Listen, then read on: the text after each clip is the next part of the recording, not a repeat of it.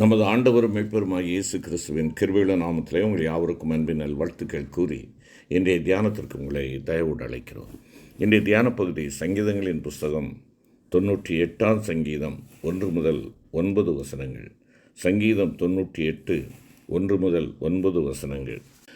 தியான வசனம் 2 மற்றும் 3ஆம் வசனங்கள். 98ஆம் சங்கீதம் 2 மற்றும் 3ஆம் வசனங்கள்.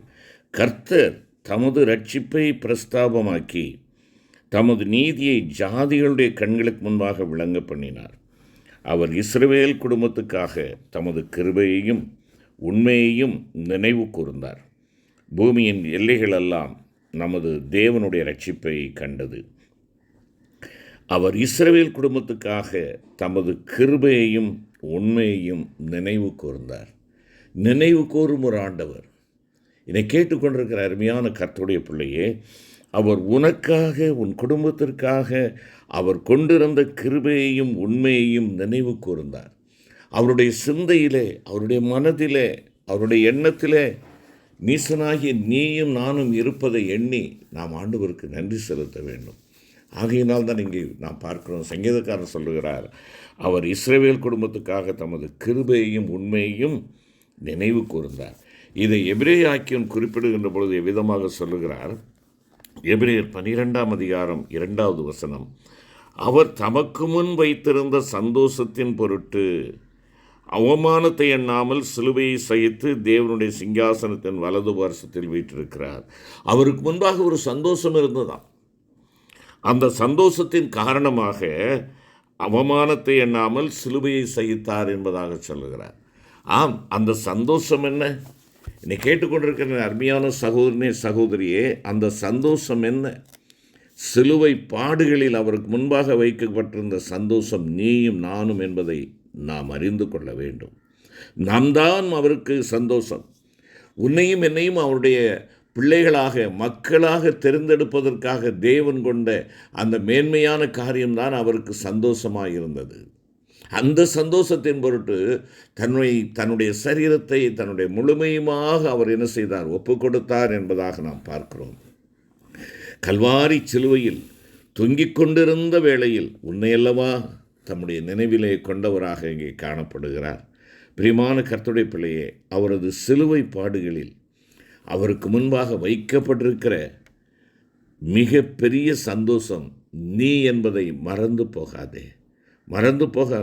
உன்னை அவர் தமது சந்ததியாக ஆத்தும வருத்தத்தின் பலனாக கண்டார் என்பதாக ஏசாயா 53:10-11 சொல்லுகிறது. அவருடைய கல்வாரி பாடுகளையும் மரணத்தையும் ஒவ்வொரு நாளும் தியானித்து கல்வாரி அன்பினால் நிரப்பப்பட்டு அந்த அன்புக்கு அடிமையாக நம்மை ஒப்பு கொடுத்து ஜீவிக்க நாம் கடமைப்பட்டவர்களாக இருக்கிறோம். கல்வாரி பாடுகளை எப்பொழுதும் தியானித்து நன்றி உணர்வினால் நாம் கண்ணீர் சிந்துவது மிக அவசியம். ஏதோ தபசு நாட்களிலே நாம் கல்வாரி சிலுவையினுடைய அன்பை தியானிக்கிறோம் என்று சொல்லி நாம் அதற்கென்று முக்கியத்துவம் கொடுக்கிறவர்களாகவும், ஏனைய நாட்களிலே அவர் நம்முடைய நினைவிலிருந்து எடுபட்ட ஒரு சூழ்நிலையிலே அநேக நேரங்களிலே நாம் காணப்படுகிறோம். உன்னை தன்னுடைய நினைவில் வைத்திருக்கிறாரே, அவருடைய அந்த சிந்தையிலே நீ இருக்கிறாய். இதை நினைத்து ஒவ்வொரு நாளும் அன்பின் உருவமாய் இந்த உலகத்தில் அவதரித்த தேவகுமாரனுக்கு நீயும் நானும் நம்மை ஒப்பு கொடுத்து ஜீவிக்க நாம் கடமையுள்ளவர்களாக இருக்கிறோம். கல்வாரி பாடுகளை எப்பொழுதும் நன்றி உணர்வோடு தியானித்து நாம் கண்ணீர் சிந்தி அவருடைய அன்பை நமக்கு சொந்தமாக்கி கொள்வோம். அன்பின் உருவமாய் இந்த உலகத்தில் அவதரித்த தேவகுமாரன் அன்பற்ற சீடனால் காட்டி கொடுக்கப்பட்டு கல் நெஞ்சம் கொண்ட கொடுமை நிறைந்த கொடுமைக்காரர்களால் கடுமையாக சித்திரவதை செய்யப்பட்டார். அவர் பிலாத்துவின் முன் தனித்து விடப்பட்ட போது தன்னை தற்காத்துக் கொள்வதற்காக அவர் முற்படவில்லை. அவர் வாரியினால் அடிக்கப்பட்ட போது தம்முடைய வாயை திறக்கவில்லை. பரியாசம் பண்ணப்பட்ட போது பதில் பேசவில்லை. முகத்திலே துப்பப்பட்ட போது அவரது முகம் மாறவில்லை. இடம் விட்டு இடம் இழுத்துச் செல்லப்பட்ட போது எதிர்த்து நிற்கவில்லை. வையப்பட்ட போது பதில் வையவில்லை. பாடுபடும்போது பயமுறுத்தவில்லை. அத்தனை பாடுகளையும் அவர் பொறுமையாய் சகித்தார். தாம் அவமதிக்கப்பட்ட சந்தர்ப்பங்களிலெல்லாம் அவர் அமைதியாகவே இருந்தார். அநியாயமாய் குற்றச்சாட்டப்பட்ட பொழுதும், அவர் பாரடிப்பட்ட பொழுதும், தம்முடைய முதுகில் பாரச்சிலுவை சுமந்து கொண்டு ஒரு அக்கிரமக்காரனைப் போல கொல்கதாவுக்கு கொண்டு செல்லப்பட்ட போதும் அவர் எல்லாவற்றையும் சகித்தார்.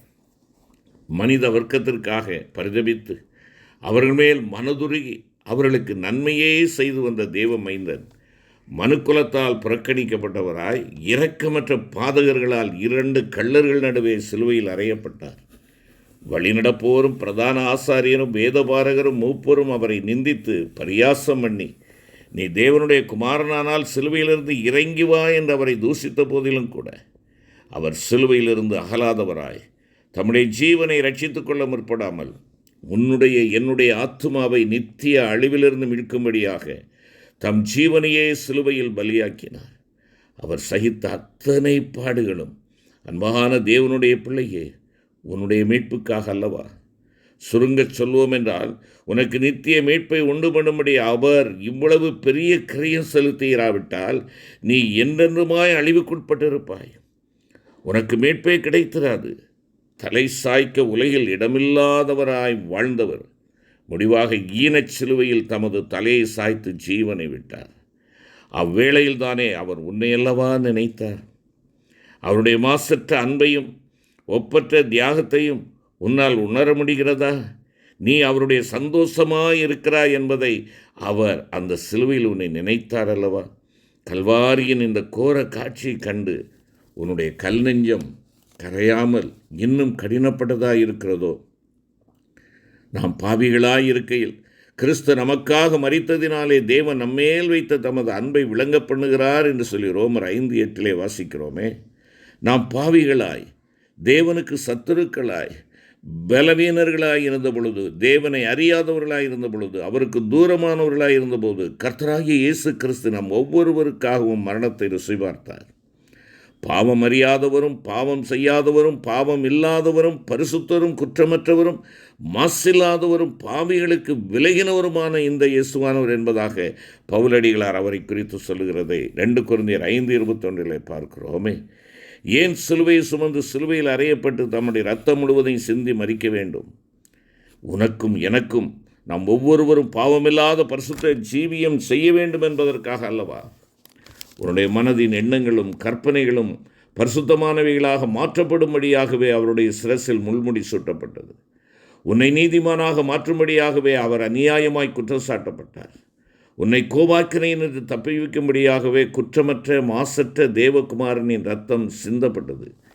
நீ என்றுமாய் பிழைத்திருக்கும்படியாகவே அவர் மனப்பூர்வமாக சிலுவை மரணத்திற்கு தம்மை ஒப்புக் கொடுத்தார். உன்னுடைய மீறுதல்களை நீக்குவதற்காகவே அவர் காயப்பட்டார். உன்னுடைய அக்கிரமங்களை நிவர்த்தி செய்யும் பொருட்டாகவே அவர் நொறுக்கப்பட்டார். உனக்கு சமாதானத்தை உண்டு பண்ணும்படியாகவே அவர் மரண ஆக்கினை ஏற்றார் என்பதாக வாசிக்கிறோம் அல்லவா? உன்னை சாபங்களில் மீட்டுக்கொள்ளும்படியாகவே அவர் சாப மரணம் அடைந்தார். உன் பலவீனங்களையும் நோய்களையும் குணமாக்கும்படியாகவே அவர் தம்முடைய சரீரத்தில் தழும்புகள் ஏற்றார். உன்னை மரண பயத்திலிருந்து விடுவிக்கும்படியாகவே அவர் நீச மரணம் அடைந்தார். நித்தியத்தில் பரமபிதாவின் ராஜ்யத்தில் உன்னை என்றென்று சேர்த்து கொள்ளும்படியாகவே அவர் தம்முடைய பிதாவினால் கைவிடப்பட்டார். என்னை கேட்டுக்கொண்டிருக்கிற அருமையான சகோதரா சகோதரி, அருமையான கர்த்தருடைய பிள்ளைகளே, நீங்களும் நானும் நித்தியத்தில் சுத்தமும் பிரகாசமான மெல்லிய வஸ்திரம் தரித்து ஆண்டவரை மகிமைப்படுத்தும்படியாகவே அவருடைய வஸ்திரங்கள் பங்கிடப்பட்டு சீட்டு போடப்பட்டன. நீ இருப்புக்கோலால் ஆளுகை செய்யும்படியாகவே அவருடைய கரத்தில் நாணற்கோல் கொடுக்கப்பட்டது. உன் ஆத்துமாவை தாழ்ந்த பாதாளத்திற்கு தப்புவித்து உன் மேலுள்ள நரக ஆக்கினை அகற்றி உன்னை தமக்கு சொந்தமானவனாய் மாற்றி தம்முடைய நித்திய சந்தோஷங்களின் ராஜ்யத்தில் சேர்த்து கொள்ளும்படியாகவே அவர் இவ்வளவு அதிகமான கிரயம் செலுத்தி இருக்கிறார். அவர் தம்முடைய சிலுவை மரணத்தினால் உன் எதிராளியாகிய சாத்தானின் தலையை நசுக்கி அவனுடைய சதித்திட்டங்களை குலைத்து போட்டு சிலுவையிலே வெற்றி சிறந்தார்.